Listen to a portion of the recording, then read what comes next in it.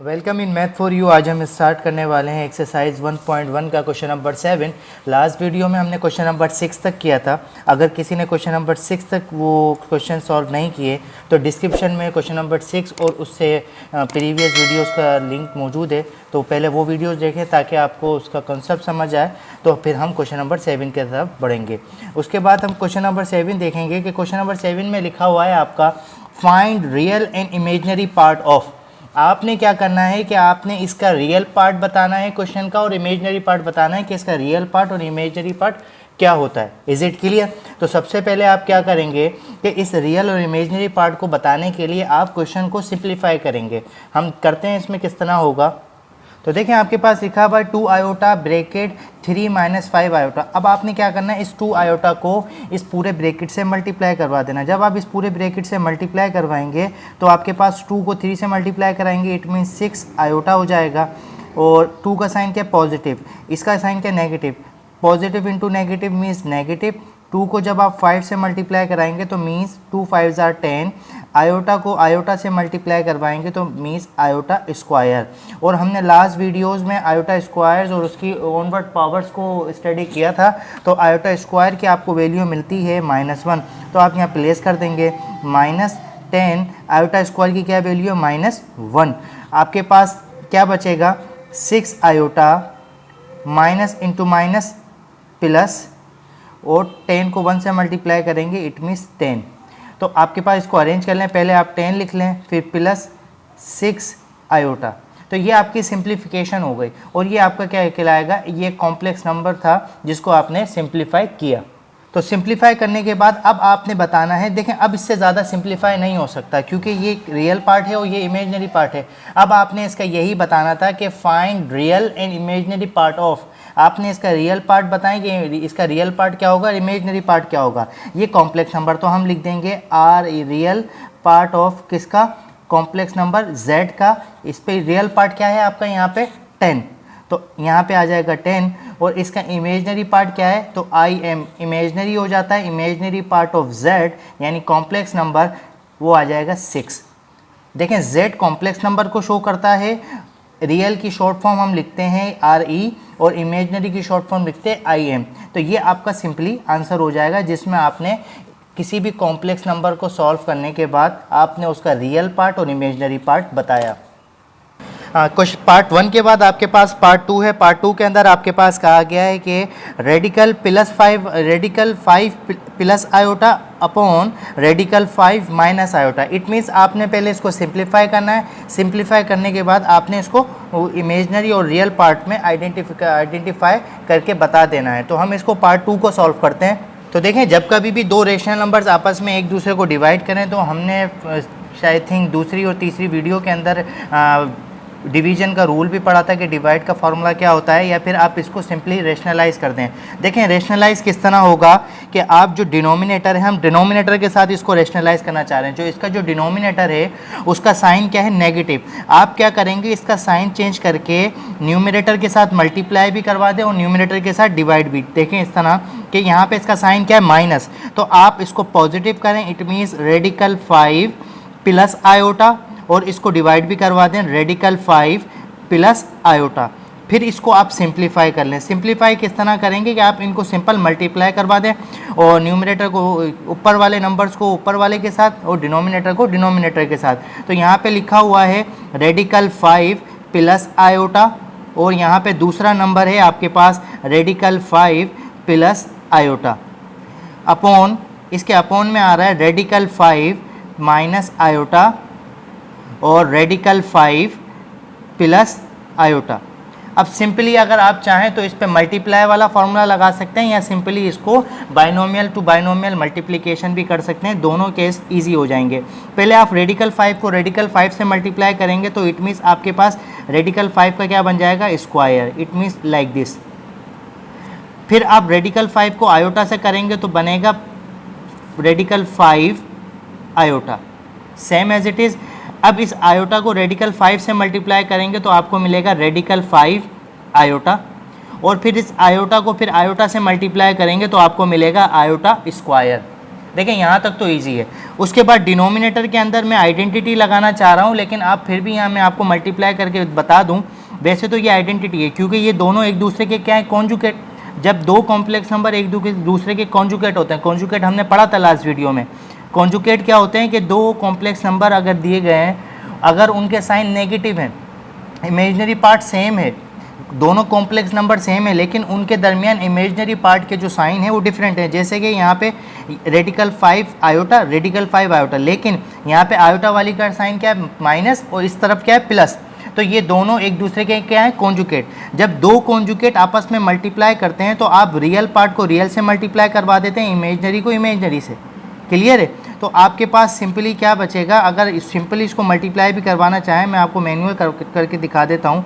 Radical 5 iota square, radical 5 square, फिर radical 5 को आई से करेंगे तो बनेगा रेडिकल 5 आयोटा। फिर आप आयोटा को रेडिकल 5 से करेंगे तो ये देखें इसका साइन नेगेटिव है, इसका साइन पॉजिटिव है, माइनस का radical 5 iota, minus plus minus, iota को आयोटा से मल्टीप्लाई करेंगे तो मीन्स आयोटा स्क्वायर। आप इसको सिंप्लीफाई कर लें, स्क्वायर से रेडिकल कैंसिल होगा यहाँ पे तो बनेगा 5।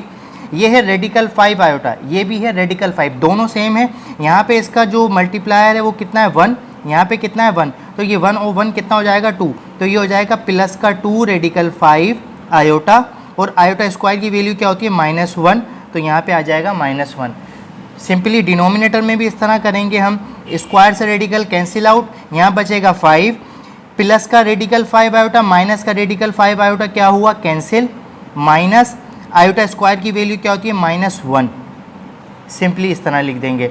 इसको फिर सॉल्व कर देंगे, 5 में से 1 माइनस करेंगे, कितना बनेगा, 4, प्लस 2 रेडिकल 5 आयोटा, अपॉन में क्या चल रहा है, माइनस इंटू माइनस प्लस, 5 + 1 6। अच्छा अब देखिए न्यूमरेटर के अंदर आपके पास दो टर्म है, इन दोनों में से 2 कॉमन निकल सकता है। तो अगर ऊपर वाली टर्म में से 2 कॉमन लेंगे, 2 के टेबल में 4 कहाँ पे आता है, 2 पर आता है, इट मीन्स 2 बचेगा, प्लस 2 तो आपने कॉमन ले लिया, रेडिकल 5 आयोटा, और अपॉन में क्या चल रहा है, अपॉन में है 6, इनकी कैंसिलेशन करते हैं, 2 × 1 मीन्स 2, 2 × 3 मीन्स 6। सिंपली फिर इसको क्या करेंगे आप, रियल पार्ट, इसका डिनोमिनेटर क्या बचा, 2 प्लस रेडिकल 5 आयोटा अपॉन 3। आपने इसको जो डिनोमिनेटर वाला 3 है, इन दोनों के साथ आपने डिस्ट्रीब्यूट कर देना, यानी 2/3 हो जाएगा, प्लस का रेडिकल 5 अपॉन 3 आयोटा। ये आपका ये सिंप्लीफाई हो गया कॉम्प्लेक्स नंबर। अब आपके पास इससे ज़्यादा सिंप्लीफिकेशन हो नहीं सकती, तो आपने बस इसका रियल पार्ट बताना है और इमेजिनरी पार्ट। तो real part of complex number, इसका रियल पार्ट जिसके साथ आयोटा नहीं होता वो इसका रियल पार्ट होता है, तो इसका रियल पार्ट क्या बना, 2/3, और इसका इमेजिनरी पार्ट क्या बना, इसका इमेजिनरी पार्ट बना है रेडिकल 5/3, रेडिकल 5/3, ये इसका इमेजिनरी पार्ट है। अच्छा एक चीज़ याद रखिएगा, कुछ बच्चे इमेजिनरी पार्ट लिखते वक्त उसके साथ आयोटा भी लिख देते हैं। देखें इमेजिनरी पार्ट का मतलब ही आयोटा वाली वैल्यू है। तो ये था इसका पार्ट 2, जो कि क्वेश्चन नंबर 7 हमारा कंप्लीट हुआ। क्वेश्चन नंबर 7 के बाद क्वेश्चन नंबर 8 है, जिसके अंदर आपके पास थोड़ी सी ट्रिक यूज़ करनी है और इसका थोड़ा सा कंसेप्ट होना चाहिए कि मॉड्यूलस क्या होता है और कॉन्जुगेट क्या होता है। क्योंकि अगर किसी को मॉड्यूलस और कॉन्जुगेट समझ नहीं आया तो फिर ये सवाल थोड़ा सा उसके लिए डिफ़िकल्ट रहेगा। तो बेहतर ये है कि अगर किसी ने कॉन्जुगेट और मॉड्यूलस वाली वीडियो नहीं देखी, वो हमारी प्रीवियस वीडियो है, वहाँ जाके पहले मॉड्यूलस और कॉन्जुगेट का कॉन्सेप्ट समझे। क्वेश्चन नंबर 8 के अंदर क्या लिखा हुआ है, क्वेश्चन नंबर 8 के अंदर लिखा हुआ है इफ़ z, मैं बार बार बता रहा हूँ कि z कॉम्प्लेक्स नंबर को शो करता है। z, कुछ बच्चे समझते हैं कि ये इंटीजर है z, लेकिन ये z कॉम्प्लेक्स नंबर है। z = x + आयोटा y, ये एक जनरल स्टैंडर्ड फॉर्म के अंदर कॉम्प्लेक्स नंबर बताया गया है। यहाँ पे x और y की वैल्यू नहीं बताई। और उसके बाद लिखा है वेयर RE मतलब रियल पार्ट ऑफ z, यानी real part of complex number कितना है, 0 है। इसने खुद बता दिया कि एक ऐसा कॉम्प्लेक्स नंबर है जिसका रियल पार्ट क्या है, 0 है। एंड जब उस कॉम्प्लेक्स नंबर का मॉड्यूलस निकाल लें, ये जो सिंबल है बेटा, ये सिंबल मॉड्यूलस का है। किसका है, मॉड्यूलस। मॉड्यूलस क्या होता है, जिसके अंदर आप रियल पार्ट और कॉम्प्लेक्स पार्ट का स्क्वायर करके उनका सम करके रेडिकल निकालते हैं। अब आपके पास बताना है कि फाइंड z, आपने वो कॉम्प्लेक्स नंबर बताना है। बेसिकली ऐसा कौन सा कॉम्प्लेक्स नंबर होगा कि पहली कंडीशन उसमें क्या ओबे हो कि उसका रियल पार्ट 0 होना चाहिए, और दूसरी कंडीशन क्या ओबे होनी चाहिए कि जब उसका मॉड्यूलस निकालें तो किसके बराबर आना चाहिए, 2 के बराबर आना चाहिए। तो एक चीज़ याद रखिएगा, जब हम किसी कॉम्प्लेक्स नंबर का मॉड्यूलस निकालते हैं, अगर कोई कॉम्प्लेक्स नंबर है उसका हम मॉड्यूलस निकाल रहे हैं, पहले हमने सिंपली उसका मॉड्यूलस निकाला, उसका आंसर फॉर एग्जाम्पल 5 आया, फॉर एग्जाम्पल, और फिर हम उसी कॉम्प्लेक्स नंबर का पहले कॉन्जुगेट ले रहे हैं, फिर मॉड्यूलस निकालेंगे, तब भी आंसर क्या आएगा, 5 ही आएगा। इट मीन्स कॉम्प्लेक्स नंबर का कॉन्जुगेट उसके मॉड्यूलस पे इफेक्ट नहीं करता। तो हम क्या करेंगे, यहाँ पे हमारे पास 2 कंडीशन अराइज होती हैं। वो 2 कंडीशन क्या हो सकती हैं कि पहली कंडीशन ये हो सकती है कि आपके पास फॉर एग्जाम्पल ये आपके पास कॉम्प्लेक्स नंबर गिवन है x प्लस आयोटा y, आपने इसका मॉड्यूलस निकालना है। आपने इसका मॉड्यूलस निकालना है तो दोनों तरफ आपने मोड लगा दिया, और मोड का फॉर्मूला आप लोगों को पता है। मोड का फॉर्मूला क्या होता है, रेडिकल रियल पार्ट का स्क्वायर, रियल पार्ट क्या है x, तो यहाँ पे x का स्क्वायर आ जाएगा, प्लस यहाँ पे इमेजिनरी पार्ट क्या है y, तो यहाँ पे y का स्क्वायर आ जाएगा, और इस पर रेडिकल आ गया। ये तो आपका मॉड्यूलस है। अब देखें, आप कंडीशन को फॉलो करते हुए जाएंगे तो इजी है। रियल पार्ट क्या बताया है उसका 0, इसका मतलब ये जो x है इसकी जगह पे हम क्या प्लेस कर देंगे, 0। मॉड्यूलस की इस पूरे की वैल्यू कितनी बताई है, 2, तो वो यहाँ प्लेस कर देंगे, it means 2 comes here.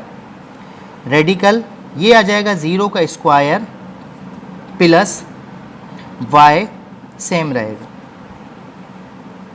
Solve करेंगे इसको, रेडिकल 0 तो कैंसिल यानी 0 हो जाएगा, यहाँ बचेगा सिर्फ y स्क्वायर, कैंसिल आउट। तो y की वैल्यू कितनी मिली आपके पास, 2। ये तो एक वैल्यू मिली है, लेकिन ऐसा भी हो सकता है कि अगर फॉर एग्जांपल ये कॉम्प्लेक्स नंबर कॉन्जुगेट हो यानी नेगेटिव हो, यानी इसका इमेजिनरी पार्ट क्या हो, नेगेटिव हो, तब भी आंसर यही आएगा, जैसे कि मैं आपको यहाँ पे करके दिखा देता हूँ। देखें ये सेम कॉम्प्लेक्स नंबर है,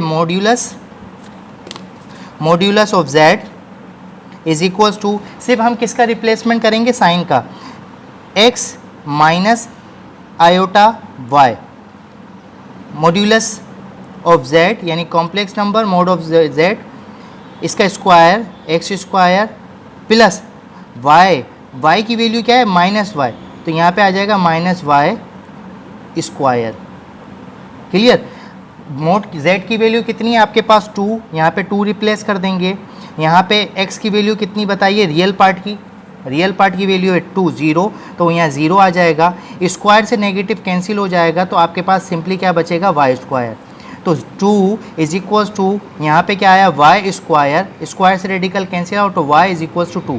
देखें दोनों कंडीशन में y की वैल्यू क्या आ रही है, सेम आ रही है। तो सिंपली अगर इसकी हम कॉम्पैक्ट फॉर्म बनाना चाहें तो इसकी कॉम्पैक्ट फॉर्म किस तरह बन सकती है कि आपके पास z इज इक्वल्स टू, आपने एक पॉजिटिव लिया है और एक नेगेटिव लिया है, तो आप इसको इस तरह एक्सप्रेस कर सकते हैं, zx plus minus iota y, इसको इस तरह एक्सप्रेस कर सकते हैं। तो आपके पास z is equals to, question में आपको उसने बताया कि रियल पार्ट क्या होगा, 0 होगा, तो आप यहाँ पे रियल पार्ट 0 प्लेस कर दें, प्लस माइनस आयोटा, आपके पास y की वैल्यू दोनों कंडीशन में क्या आई है, सेम आई है, तो आप यहाँ पे वैल्यू रख दें 2, और आप इसको सिंप्लीफाई करते हैं, z इज इक्वल्स टू, 0 तो कैंसिल हो जाएगा, ख़त्म हो जाएगा, प्लस माइनस 2 आयोटा। तो आपके पास ये एक ऐसा कॉम्प्लेक्स नंबर आया है, जब इसका मॉड्यूलस निकालेंगे तो आपके पास रेडिकल 2 आएगा सिंपली। तो ये था हमारा क्वेश्चन नंबर 8। नेक्स्ट वीडियो में हम इससे आगे डिस्कस करेंगे। मज़ीद वीडियोस के लिए हमारे चैनल को सब्सक्राइब करें, वीडियोस को लाइक करें। Thank you.